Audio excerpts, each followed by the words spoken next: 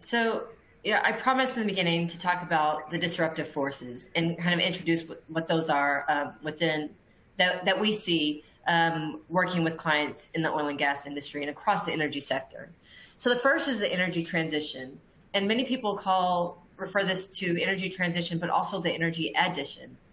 And this can mean bringing on new forms, new streams of energy that include renewable, solar, wind, as well as bringing hydrogen into the gas stream and providing a mix of natural gas and hydrogen streams to customers and clients that are downstream of the reserves in energy production.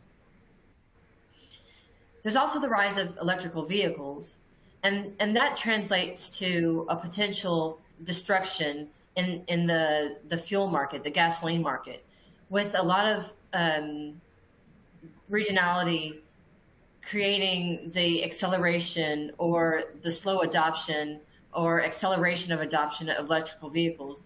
This directly translates to companies seeing some of their demand base for the products, especially in downstream, being destroyed as clients are moving to more solar or renewable or traditional electrical generation and displacing the need for more gasoline.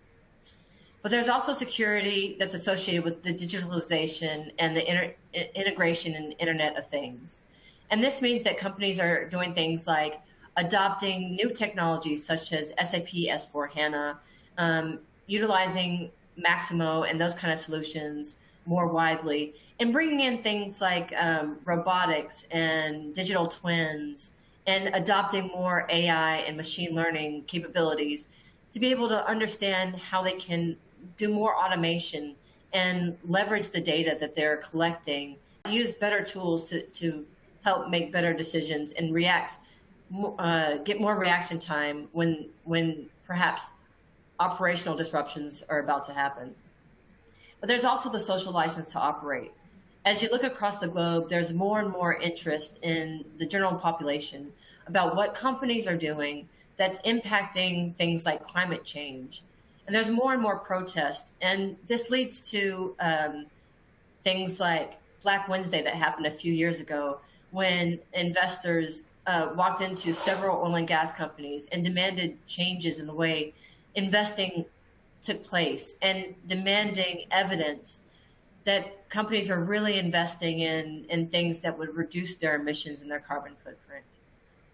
But you also have climate change. And the SAC acknowledged this earlier this year with their initiative to request companies that are listed that they start reporting about their scope 1 through 3 emissions and how impacts in climate change can impact their physical assets.